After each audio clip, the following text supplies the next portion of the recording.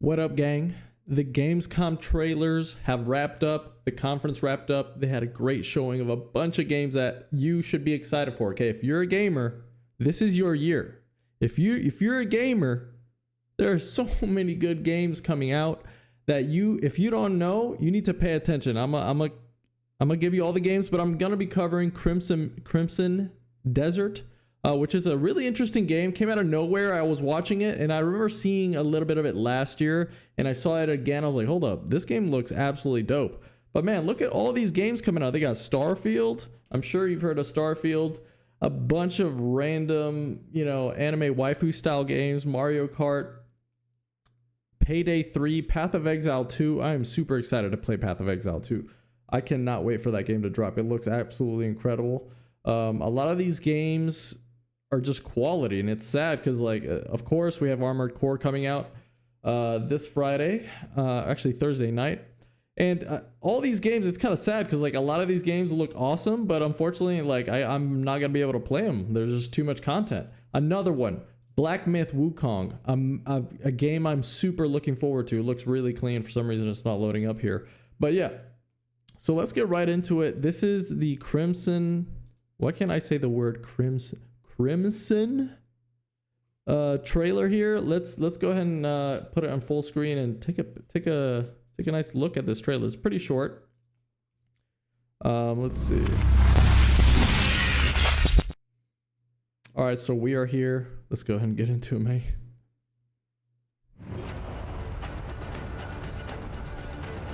Pearl Abyss. They did a Black Desert Online.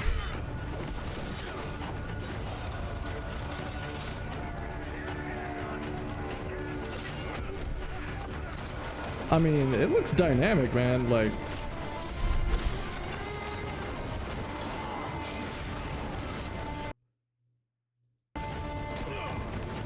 The graphics, the detail, the punchiness, and this is something I look for in games like this, with a lot of melee combat, like medieval style games with swords and stuff.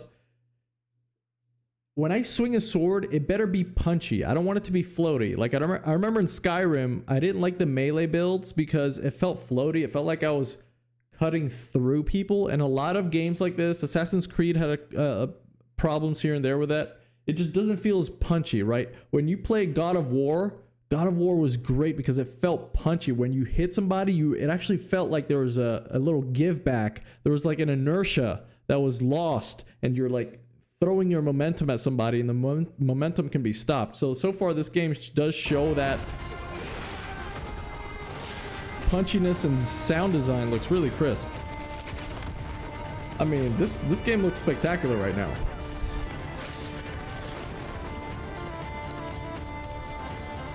Now granted, this is with a very high-end PC, and I'm sure all of this is set up to look as best as possible. It probably won't run like this, but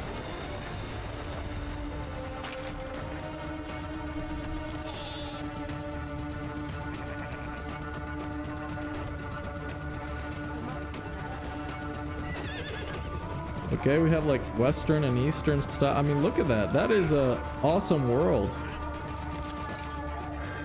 The open world is just... Okay, so there's definitely high fantasy. Look at this pillar up here, and you have all this greenery. I'm gonna keep it playing. Ooh, I like this. This gives me the feel of Lord of the Rings right here with Faramir when they found Frodo, or when they found a Smeagol, I mean.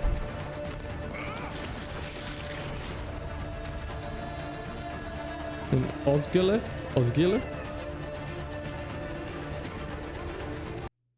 Look at this, textures are very detailed, very deep into the mountain ranges. You see a lot of detail. That's I don't know many PCs that'll be able to run that at that high quality, but that's amazing. That is legit.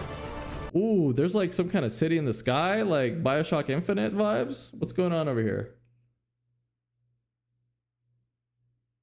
I'm not sure what this almost looks like somebody in Minecraft was making some shit up here in a Minecraft server and just gave up. But this weather balloon stuff, or a hot air balloon, that's pretty rare. I haven't seen that in games, so that's really cool. Now, the one thing I'm somewhat concerned about is I hope it doesn't fall into the same problem that Halo Infinite had, where Halo Infinite, everything was one biome, Pacific Northwest. This also looks like it's one biome, meaning there's no deserts, there's no like a bunch of different atmospheres and ecosystems. But maybe not. Okay.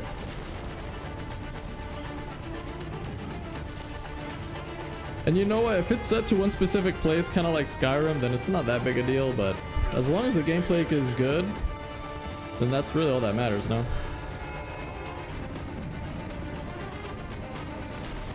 Some kind of dark magic.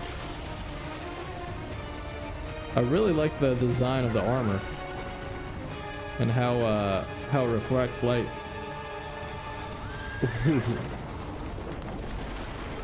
Okay, that's dope. That's actually nasty. I mean, a lot of inspiration from Lord of the Rings. This is giving me Tears of the Kingdom right here.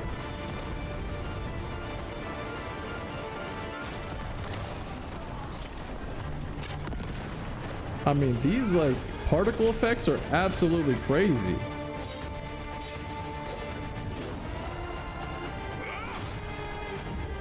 That's like a mixture of Jon Snow and Aragorn. I like it. Yo, that dragon, what was that? Hold up. It's like a mech dragon. You see that? That is actually sick. What the hell? Okay, so that's a little bit of a different biome there, like a savanna style open plains. That's dope.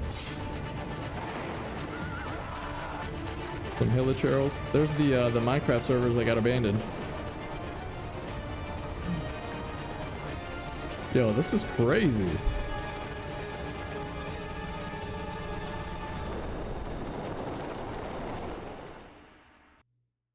Crimson Desert. Now this trailer looked absolutely fantastic. Okay, I'm gonna read the comments down here to see that look, it looks too ambitious to be true. I really hope the game will be as good as the trailer. Yeah, that trailer looked absolutely fantastic. Like way too good in my opinion.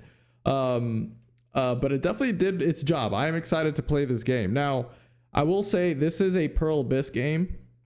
It's a South Korean developer. They're the ones who made Black Desert Online. You may or may not have heard of it, but Black Desert is an MMO that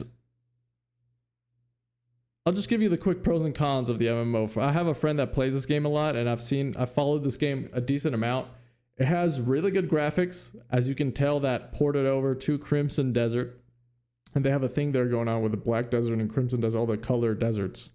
But in any case, yeah, they have great graphics, and it's consistent with BDO. Now, the combat is also really good and punchy, though it can get a little repetitive. In Black Desert Online, you kind of spam the same moves over and over again.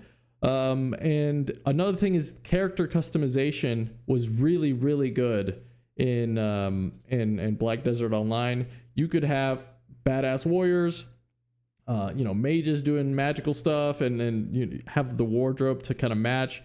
You can have big titty anime waifus if you want. You know what I mean? Like, it lets you do all that. I'm not personally that into the Eastern waifus and the anime style. I personally like this style way more. Just kind of like a hyper realistic medieval style. Because to me that's just fucking badass. But look at this fidelity. That's really cool. Yeah, it's got this like Northern Highlands type of vibe to it. But another thing about Black Desert Online, there's a very bloaty game. There's a lot of useless nonsense in it. I hope this game won't suffer from that. A lot of trash quests. Like, the quests are very basic in Black Desert Online, which is the Pearl Abyss game here that they're kind of known for, and they're going over to this Crimson Desert game. And it's pretty much a pay to win game. It has gotten a little better over the course of the life of the game, but yeah, that's definitely a massive aspect of their business model, is milking you for money. So we'll have to wait and see, because let's look at these comments here. I love how this trailer just gets better and better. I mean, it does. It does. Very ambitious project. If they nail this, I will be very surprised. That's what I'm saying. Like, it almost looks a little too good to be true. This looks like a mix between The Witcher, Red Dead Redemption, and Dragon's Dogma. Okay. Yeah, I felt a little bit of the Witcher vibe from it. Even like the music had a little bit of that, like, I don't know. I don't really know how to explain it, but it just has that like adventurous open world feel. It's not too dark. The colors are very vibrant. Like The Witcher was a dark story, but the world itself was pretty vibrant and colorful. It wasn't like dreadful, like grays and browns. It was, there was a lot of reds and bright greens, and Crimson Desert also had that, at least in the trailer, right? Looks promising, but it gives me the feeling that they try to add every cool aspect from the latest games. That's exactly what I was saying. I was like, I saw the Tears of the Kingdom, okay? When Tears of the Kingdom dropping Sky. This right here. Like, they ripped this straight from Tears of the Kingdom. Look at this. This like falling through the sky with floating obstacles and stuff in the air. Now, I'll give them credit. It's a great thing to steal from a game. Because it gives you a sense of like, wow, the world is open to me. There's adventure that lies ahead, right? But at the same time, you're like, okay, I mean, how much of a passion project is this? Or are you just stealing from a lot of your competition there? So far, a lot of people are just excited and not really sure what to expect. I'm right there with you. Next level graphics, really punchy combat, and an open world that looks interesting. It has a lot of potential in the role-playing world. Hopefully they have massive great swords or two-handed weapons so I can cosplay as Guts. If not, I will probably make an Aragorn build because I'm always a sword warrior in these type of games. It just is what it is, right?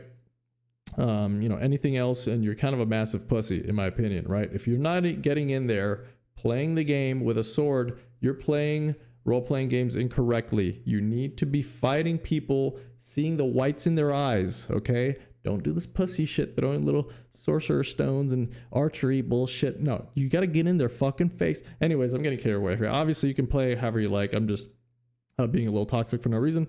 But it's been Dre. Gonna Dre. Peace out. I love you.